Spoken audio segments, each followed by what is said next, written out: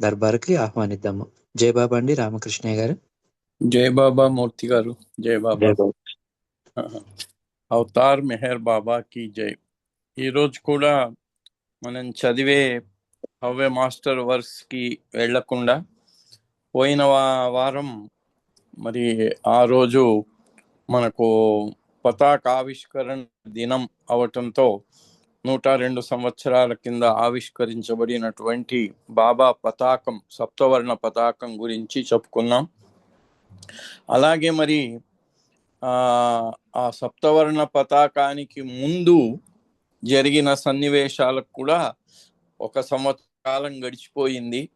అవి కూడా మరి మంజిలే మీమ్ 1922లో బాబా తన మొదటి శిష్యులందరినీ పోగు చేసుకుని అక్కడికి వెళ్ళారు.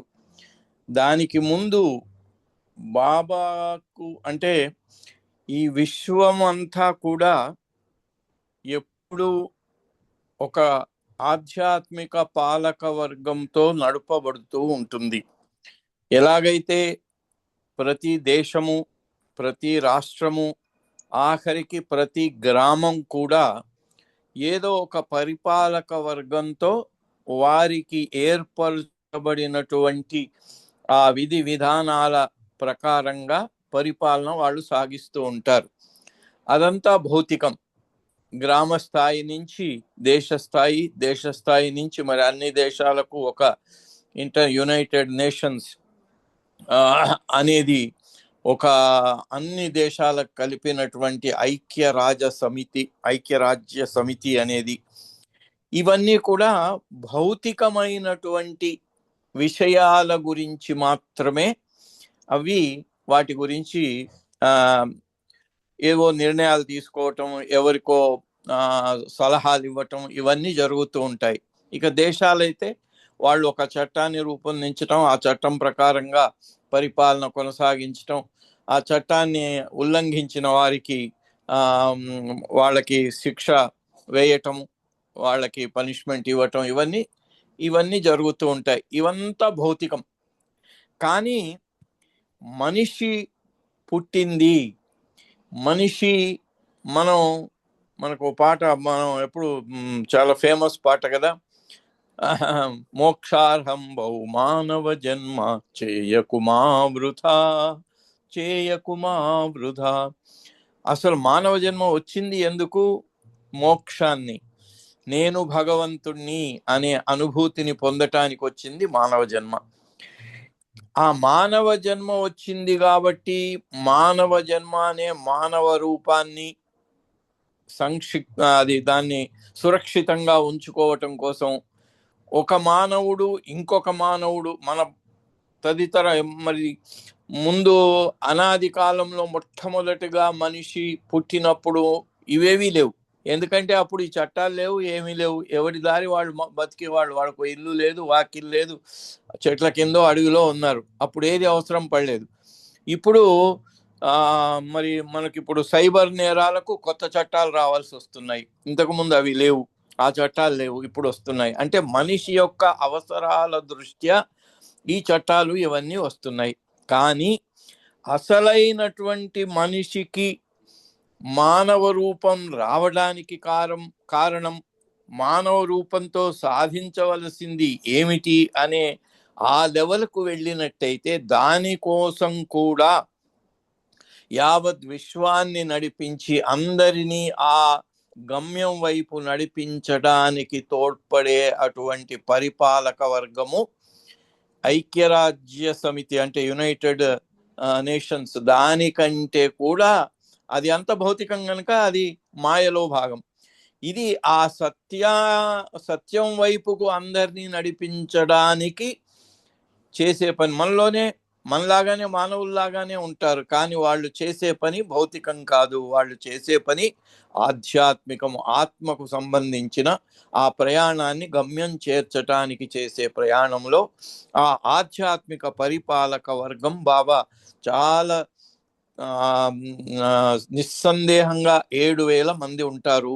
దానికి 5 సద్గురువులు, వాళ్ళు మేటిగా లీడర్స్గా ఉంటారు. ఆ 5 కూడా ఇంకొకతను కుతుబే ఇర్షాద్ అని ఉంటాడు. వీళ్ళు ఈ యావత్ విశ్వాన్ని ఆధ్యాత్మిక పరంగా పరిపాలిస్తూ ఉంటారు. భౌతిక పరిపాలన ఒకెత్తు, దేశాలు, మరి రాష్ట్రాలు, గ్రామాలు, మున్సిపాలిటీలు, ఇవన్నీ ఒకెత్తు. వీటన్నిటి ద్వారా ఇదంతా ఎందుకు? మోక్షము సాధించవలసినటువంటి మానవ రూపాన్ని సురక్షితంగా ఉంచి ఒకరు ఒకరికి బాధాకరంగా మారకూడదు, ఒకరు ఒకళ్ళ మీద హింస చేయకూడదు అనటానికి ఇన్ని వచ్చాయి. వచ్చినా జరిగేవి జరుగుతూనే ఉన్నాయి. నేను దానికి వెళ్ళను. ప్రపంచ పరిస్థితులు మనందరికి కూడా అవగతమే. మామూలుగా అదే కాకుండా ఇది కూడా ఇవాళ ఏదో చూశాను ఇంటర్వ్యూలో, దాంట్లో సనాతన ధర్మంలో సాయిబాబాకు చోటే లేదు అని ఒక పెద్ద డిస్కషన్. సరే, ఇవన్నీ ఎందుకు? మరి సనాతన ధర్మం భౌతికమే అయినప్పుడు ఈ భౌతిక పరమైనటువంటి ప్రభుత్వాలు, మున్సిపాలిటీల లాగానే సనాతన ధర్మాన్ని వేసుకున్నట్టయితే నిజమే, మరి అది ఆ సనాతన ధర్మం పరిమితం అయిపోతుంది. దాన్ని బట్టే మతాలు ఏర్పడ్డాయి. దాన్ని బట్టి ఒక మతానికి ఇంకొక మతానికి ద్వేషాలు వచ్చాయి, హింస చెలరేగింది. ఇవన్నీ ఆ పక్కన పెట్టేద్దాం. కాబట్టి ఇలా ఆధ్యాత్మిక పాలక వర్గం గురించి బాబా చెప్పినటువంటి దాంట్లో మనకు జరిగేది ఏమిటి అంటే, అవతార కాలము, సద్గురువుల కాలం. ఈ పరిపాలనను అవతారులు లేని సమయంలో దాన్ని నిర్వహించేవాళ్ళు సద్గురు పంచకం అన్నారు. వాళ్ళలో 5గురిలో ఒక మేటి ఉంటాడు, ఆయన్ను కుత్బే ఇర్షాద్ అంటారు. ఆయన కాకపోతే ఈ 5గురు కూడా కలిసి పనిచేస్తారు. బాబా తొలి మెహరాబాద్ రోజుల్లో బాబా డిస్పెన్సరీలో అక్కడ నడిపే వైద్యశాలలో డాక్టర్ ఉండేవాడు కర్కాల్. వాళ్ళ ఇంటికి టీ పార్టీకి వెళ్ళారు బాబా. అక్కడ ఈ 5గురు సద్గురువుల ప్రస్తావన వస్తే బాబా చెప్పారు, 5గురు సద్గురువులు మన చేతికున్న 5 వేళ్లలాగా వేరే ఉన్నా కూడా మనం అన్నం తినేటప్పుడు 5 వేళ్ళు కలిసి అన్నాన్ని ఇలా ముద్దలాగా చేసి 5 వేళ్ళు కలిపి నోట్లోకి పెడతాయి. 5 కలిస్తేనే ముద్ద లోపలికి వెళ్తుంది. అట్లాగే బాబా అన్నారు, 5గురు సద్గురువులు వాళ్ళు బయటికి కనిపించటానికి వేరుగా ఉన్నా కూడా 5గురు ఒక్కటే, వాళ్ళందరూ చేసే పని ఒక్కటే అని చెప్తూ ఆ రోజు ఆయన ఒక ఉపమానం చెప్పారు. ఈ 5గురు సద్గురువుల్లో యావత్ విశ్వము అనే అటువంటి ఒక ఖజానా ఒక సద్గురువు దగ్గర ఉంటుందట. దాన్ని ఖజానా కింద చేసినట్టయితే, అంటే విశ్వానికి అధిపతి, విశ్వాన్ని నడిపించేది ఒకతను, ఒక సద్గురువు. ఆయన అంటే ఇప్పుడు బ్యాంకులో లాకర్స్ అవన్నీ స్ట్రాంగ్ రూమ్ ఉంటుంది కదా, అట్లాగే ఈ విశ్వాన్ని ఒక స్ట్రాంగ్ రూమ్ అనుకుంటే దానికి ఇన్ఛార్జ్ ఒక సద్గురువు ఉంటారు. దానికి తాళం ఉంటుంది, ఆ తాళాన్ని తెరిచే కీ ఇంకొక సద్గురువు దగ్గర ఉంటుందట. ఆ తాళం చెవిని తీసుకెళ్ళి ఆ ఖజానా తాళం ఓపెన్ చేయవలసిన అధికారం ఇంకొక సద్గురువుకు ఉంటుందట.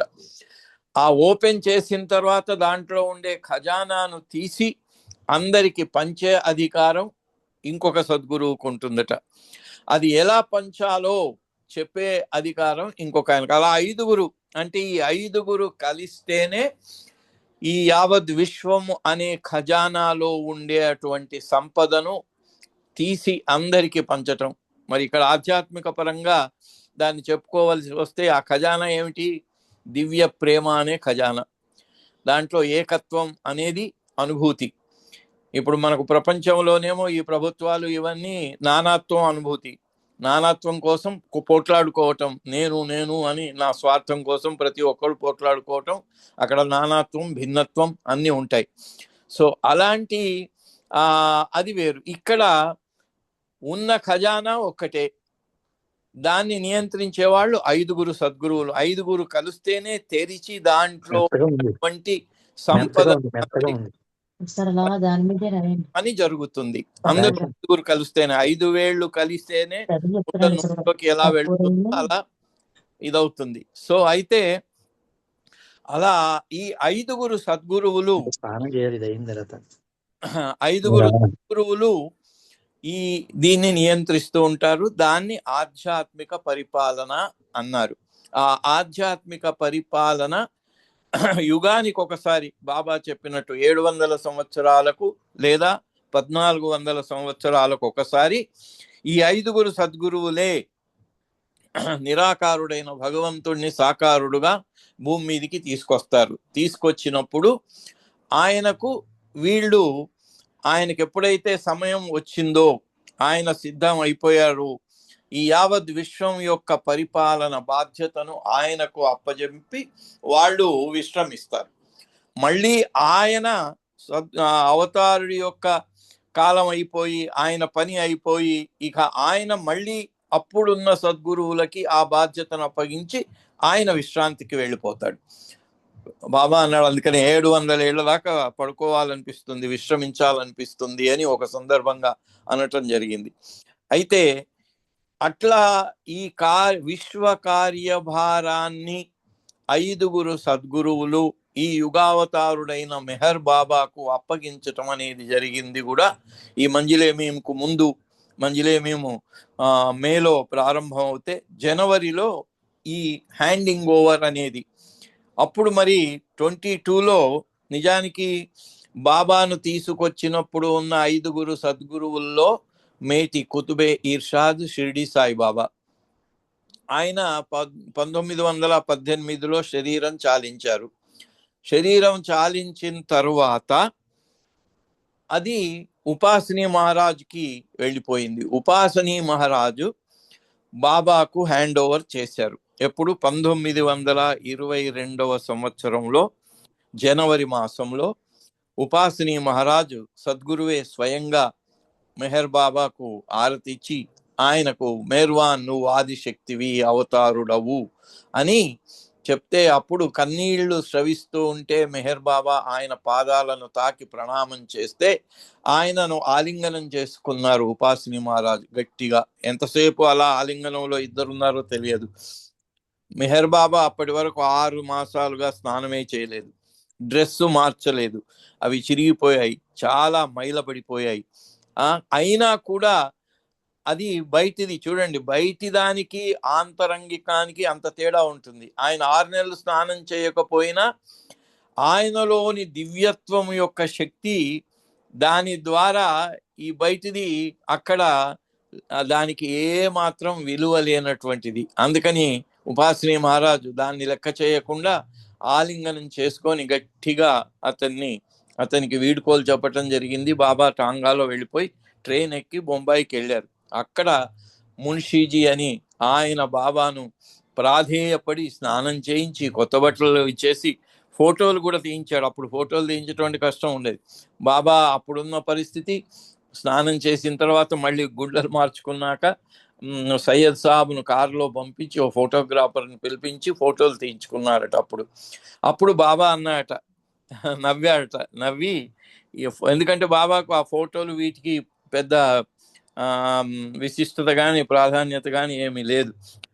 ఆయన అన్నట, ఒక జమానా వస్తుంది బాబు, అన్ని చోట్ల నా ఫోటోలే ఉంటాయి, నా ఫోటోలు అన్ని చోట్ల అమ్మబడతాయి, రకరకాలైన ఫోటోలు వస్తాయి, లాకెట్ల మీద, దీని మీద, దాని మీద, ఒక్క చోట ఎందుకు అన్ని ఫోటోలు వస్తాయి, చలనచిత్రాలు వస్తాయి, ఇవన్నీ వస్తాయని ఆ రోజే నవ్వి మున్షీజీకి సయ్యద్ సాబ్కు ఇద్దరికి చెప్పారట. బాబాకు మెహర్ బాబా అని పేరు పెట్టింది సయ్యద్ సాబ్. సో అలా అయిపోయిన తర్వాత అలా ఉపాసనీ మహారాజు మెహర్ బాబాకు ఈ విశ్వ కార్యభారాన్ని అప్పజెప్పి ఆయన విశ్రాంతి తీసుకున్నాడు. అయితే ఆయన బాధ్యత శరీరం చాలించే వరకు నిర్వర్తించవలసిన బాధ్యత నిర్వర్తించాడు.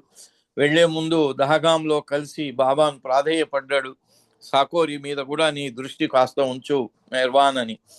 సో అలా ఉండి ఆయన మెహర్ బాబాకు చార్జ్ హ్యాండ్ ఓవర్ చేశారు అనే దానికి నిదర్శనంగా మనకు లార్డ్ మెహర్లో మనకు చెప్తున్నారు. ఆయన ఉపాసనీ మహారాజు అప్పుడున్న వాళ్ళందరికీ చెప్పారు, బాబాకు తన దగ్గర ఉన్న శిష్యులందరినీ కూడా బాబాకు అప్పచెప్తూ వాళ్లకు చెప్పిన మాటలు ఏమిటి అంటే, all of you pay heed to what I tell you. నేను మీకు అందరికీ చెప్పేదాన్ని శ్రద్ధగా వినండి. Meherwan is the Avatar. మనం చెప్పుకుంటాం ఇక్కడ మహేవాలో 1954 10th ఫిబ్రవరి రోజు బాబా అవతార్ మెహర్ బాబాకి జయన్ రాత్రి 1 గంట ప్రాంతంలో ఇట్లా ఎత్తించటం, అదే అవతారికి డిక్లరేషన్ అంటారా అని మనం చెప్పుకుంటాం. అంటే బాబా స్వయంగా చెప్పారు అనేటువంటి ఆ సంఘటనకి దానికి చెప్తాం, డీటెయిల్స్కి వెళ్ళను నేను.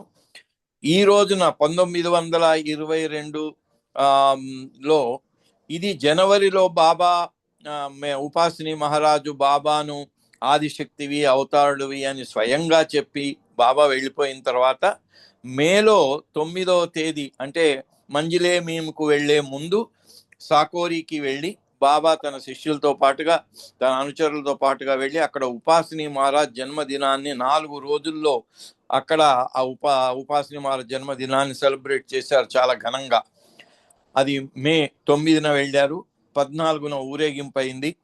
సో ఇది ఆ సందర్భంగా ఉపాసిని మహారాజు బాబాతో వచ్చిన వాళ్ళందరినీ బాబాకు అప్పచెప్పుతూ ఆయన చెప్పిన మాటలు మీరు శ్రద్ధగా వినండి. Meherwan is the avatar. మెహర్వాన్ అంటే మెహర్ బాబా అవతారుడు. I have handed over key of whatever I possess to Meherwan. అప్పుడు చెప్తున్నాడు ఇక్కడ, అంటే విశ్వ కార్యభారాన్ని అప్పజెప్పడము అనే దానికి సంకేతం ఏమిటి అంటే ఉపాసిని మహారాజ్ అంటున్నాడు, I have handed the key of whatever I possess to Meherwan. ఆయన వాట్ ఎవర్ ఐ పొజెస్ అంటే ఏంటి? షిరిడి సాయిబాబా కూడా ఆయనకే విశ్వ కార్యభారాన్ని ఈయనకి ఇచ్చేసి వెళ్ళిపోయారు. షిరిడి సాయిబాబా ప్లేస్లో ఇంకో సద్గురు వచ్చి ఉంటారు, అది మనకు తెలియదు. కానీ ఆ కార్యభారం ఏదైతే ఆయన కుతుబే ఇర్షాద్ అనే పొజిషన్లో భరిస్తూ ఉన్నారో, ఆయన దాన్ని నిర్వహిస్తూ ఉన్నారో, దాన్ని ఉపాసిని మహారాజ్కి ఇచ్చారు. అందుకని 5 సద్గురువుల తరఫున ఏదైతే విశ్వ కార్యభారాన్ని ఆయన ఉపాసిని మహారాజు గారు మెహర్ బాబాకు అప్పచెప్పిన విధానాన్ని చెప్తున్నారు. ఇక్కడ ఏమంటున్నాడు ఆయన? I have handed the key whatever I possess to Meherwan. ఇది మాటల్లో చెప్పేది కాదు కదా, వాట్ ఎవర్ ఐ పొజెస్. సద్గురు పంచకం వాళ్ళు చేసే పని.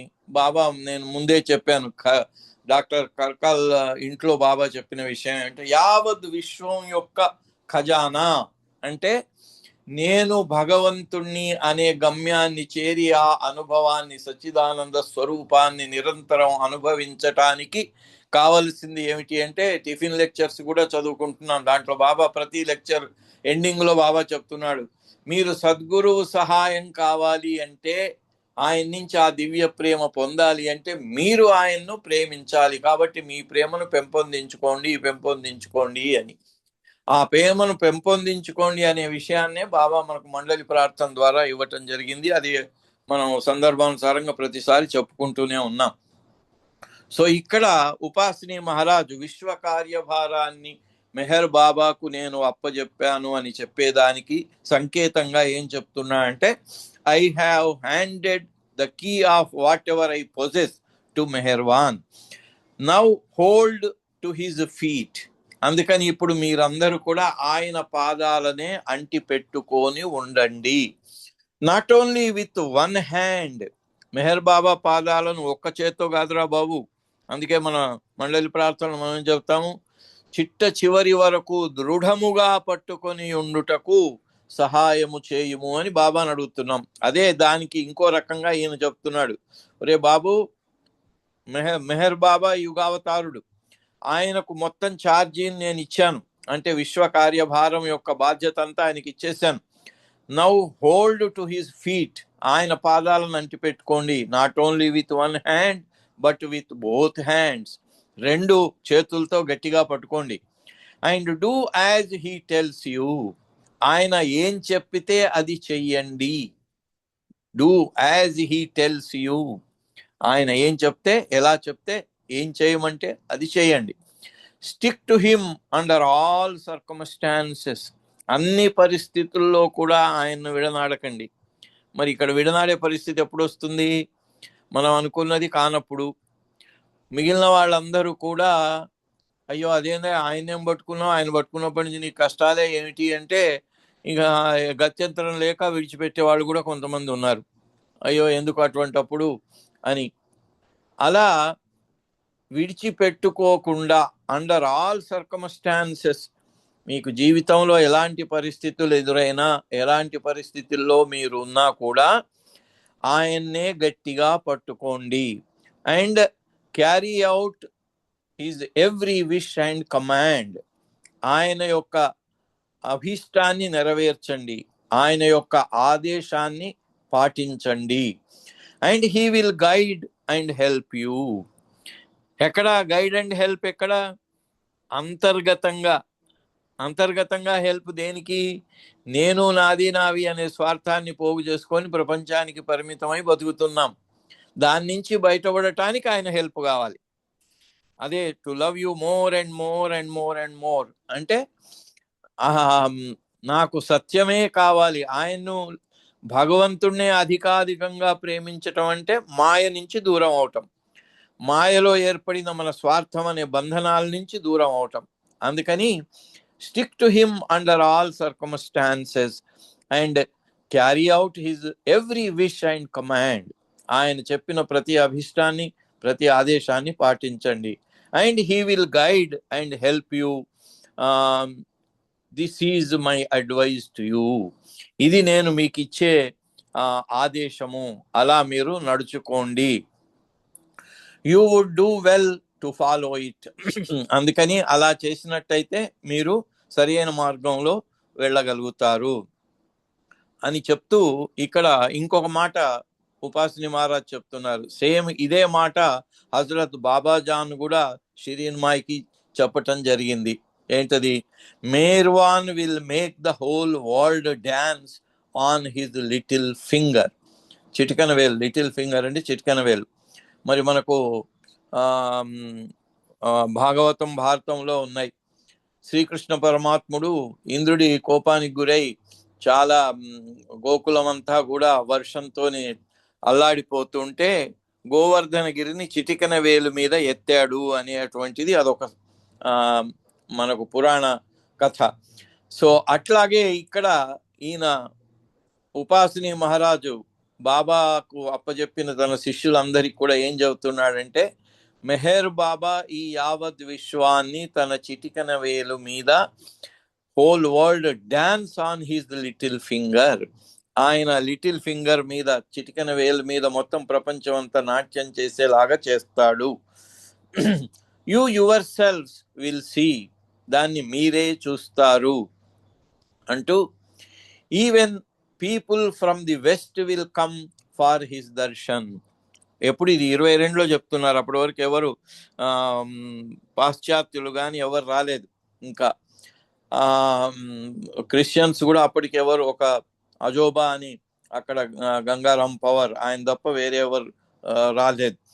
సో ఆ రోజునే చెప్తున్నాడు ఆయన వీళ్ళందరినీ. అంతేకాదు మరొక సందర్భంగా ఆయన అది కూడా చెప్పాడు, మేర్వాను అలా వచ్చినటువంటి పశ్చిమ దేశ ప్రేమికులందరినీ కూడా సాకోరికి తీసుకొస్తాడు అని. 54లో బాబా 3 ఇన్క్రెడిబుల్ వీక్స్లో అంతిమ ప్రకటన కోసం వచ్చిన పాశ్చాత్య ప్రేమికులందరినీ కూడా ఒకరోజు సాకోరికి తీసుకువెళ్ళటం జరిగింది. అది 22లోనే ఉపాసిని మహారాజ్ చెప్తున్నాడు, even people from the west will come for his Darshan and blessing. అక్కడ మరి వాళ్ళందరూ మరి క్రిస్టియన్స్, వాళ్ళు ఏ మతంతో సంబంధం లేకుండా పాశ్చాత్య దేశవాసులు అందరూ కూడా బాబా యొక్క ఆశీస్సుల కోసం, దర్శనం కోసం ఇక్కడికి వస్తారు. By the grace of God, if you follow my advice you will soon reach the goal. Goal ఏంటి? కోహం అనేదానికి సోహం, నేనే, అహం బ్రహ్మాస్మి అనేది గోల్, అదే గమ్యం. అందరికీ అనుభవైక వేద్యమైనటువంటి గమ్యం అదే. సో ఆ గమ్యాన్ని మీరు త్వరగా చేరాలి అంటే మీకు ఆయన ఒక్కడే శరణ్యము. మెహర్ బాబా ఆయన యొక్క పాదాలను పట్టుకొని ఉండండి అని చెప్పటం జరిగింది. దీనికి ఉపాసిని మహారాజ్ ఒక ఉదాహరణ కూడా చెప్పాడు, చాలా చక్కని ఉదాహరణ చెప్పాడు ఆయన. ఆయన ఏం చెప్పాడంటే, పోస్టల్ కవర్లు ఉంటాయి, పోస్టల్ కవర్ను వేసేటప్పుడు దాని మీద స్టాంపులు అతికించేవాళ్ళం. ఇప్పుడు స్టాంపులకు బదులుగా ముద్రలు వచ్చేసాయి. కంప్యూటరైజ్డ్ అయిన తర్వాత అవి దానికి ఆల్టర్నేటివ్ కూడా వచ్చింది. అయినా ఇప్పటి వరకు కూడా ఇంకా స్టాంపులు నడుస్తున్నాయి. అయితే కవరు మనం వేసేటప్పుడు దాని మీద స్టాంపులు అంటిస్తాం. ఆ స్టాంపులు ఎలా ఉంటాయట అంటే, ఆ స్టాంపులను మళ్ళీ పనికి రాకుండా చేయటానికి నల్లటి ముద్రలు కొడుతూ ఉంటారు ప్రతి పోస్ట్ ఆఫీసులో. అలా ఎన్ని ముద్రలు పడినా, ఎన్ని పోస్ట్ ఆఫీసుల ద్వారా ఎన్ని సంచులు మారి వెళ్ళిపోయినా, చివరి వరకు కవర్ మీద ఆ స్టాంపు అలాగే అంటి పెట్టుకొని ఉంటుందట. ఆ స్టాంపు అలా ఆ స్టాంపు ఎలా ఉంటుందో మీరందరూ కూడా మెహర్వాన్ను అలాగే పట్టుకొని ఉండాలి అని ఉపాసిని మహారాజు అలా చెప్పటం జరిగింది. తో ఆ ఉపాసిని మహారాజు యొక్క ఆశ్రమంలోనే బాబా ఇది మే 1922 మంజిలే మీంకు వెళ్ళటానికి ముందు ఇక్కడ ఆధ్యాత్మిక పరిపాలన గివింగ్ అండ్ టేకింగ్ అనేది జరిగి కూడా మరి 104 ఏళ్ళు జరిగిన సందర్భం. జెండాకి ఎట్లాగైతే మనం 102 సంవత్సరాలు జరిగిందని మనం చెప్పుకున్నాము, అట్లాగే ఇది 104 సంవత్సరాల క్రితం ఈ విశ్వం యొక్క కార్యభారాన్ని సద్గురువులు అవతారునికి అప్పజెప్పే కార్యము అలా సాకోరిలో ఉపాసిని మహారాజు ద్వారా జరిగింది. అలా దానికోసం మరి బాబా ఆయన దగ్గర దాదాపు 7 సంవత్సరాల పర్యంతం వస్తూ పోతూ ఉన్నారు. చివరిసారిగా 6 మాసాలు అక్కడనే ఉన్నారు. షిరీన్మాయి ఎన్నోసార్లు వెళ్ళి తన కొడుకుని తీసుకురావాలి అనే ప్రయత్నం చేసింది, కానీ ఆమె కృతకృత్యురాలు కాలేదు. ఉపాసిని మహారాజ్ ఏదో రకంగా ఆమె వెళ్ళగానే ఆమెను పిలిచి రామ్మ రా, ఏంటి అంటే మా అబ్బాయి నాతో పంపించు అనేది. అంటే నేనేం చేస్తున్నానమ్మా, నేనెందుకు పెట్టుకున్నాను, ఆయన ఇక్కడ ఉంటే నేను పొమ్మని ఎట్లా అనాలి అనేవాడట ఆయన. అంటే ఇవన్నీ బాగానే చెప్తారు మీరు, పంపించేయండి నాతోని ఈసారి. అంటే ఏం చేస్తావమ్మా అంటే, ఏం లేదు, వాడికి మంచి అమ్మాయిని చూసి పెళ్లి చేయాలి. ఓ అట్లాగా, నాకు కూడా ఒక అమ్మాయిని చూడమ్మా, నేను కూడా చేసుకుంటానంటే, ముసలివాడు నీకెవరు ఇస్తారు అని అంటే, అమ్మా నువ్వు ఉన్నావు కదా, మేర్వానికి ఎట్లా తల్లివో నాకు కూడా తల్లివే కదా, నువ్వు నా తల్లివైనప్పుడు నాకు మంచి అమ్మాయిని చూడలేవా? అలా పరిహసించి మొత్తానికి ఆమెకు మంచి భోజనం పెట్టించి ఆమె వచ్చిన పని మర్చిపోయి మళ్ళీ వెళ్ళిపోయేలాగా చేసేవాడట ఉపాసిని మహారాజ్. అట్లా 6 మాసాలు ఆమె ఎన్నిసార్లు, 4 సార్లు 5 సార్లు వెళ్ళి ఆమె పాపం ఆ కొడుకును తీసుకురాలేక ఆ దుఃఖంలో పడి చాలా ఆమె బాధపడింది. చాలా అనారోగ్యానికి కూడా గురైంది. అదంతా డిఫరెంట్. బట్ ఇక్కడ ఈరోజు నేను గుర్తు చేసుకోవాలి అనుకున్నది, మంజిలే మీం కూడా 100 సంవత్సరాలు గడిచిపోయాయి. అట్లాగే అవతారుడికి సద్గురువులు ఈ విశ్వ కార్యభారాన్ని అప్పజెప్పినటువంటి ఆ సందర్భానికి కూడా 100 సంవత్సరాలు గడిచిపోయాయి అనే విషయాన్ని గుర్తు చేసుకుందామనే ఒక తలంపుతో ఈరోజు ఈ అవతారుడికి సద్గురువులకు సంబంధించినటువంటి ఈ వ్యవహారాన్ని గుర్తు చేసుకోవటం జరిగింది. అవతార్ మెహర్ బాబాకి జై. జై బాబా మూర్తి గారు. జై బాబా అండి రామకృష్ణ గారు. చాలా చక్కటి విషయాలని మీరు అంత చక్కగా విపులంగా చెప్పారు. మీకు జై బాబాలు, ధన్యవాదాలు.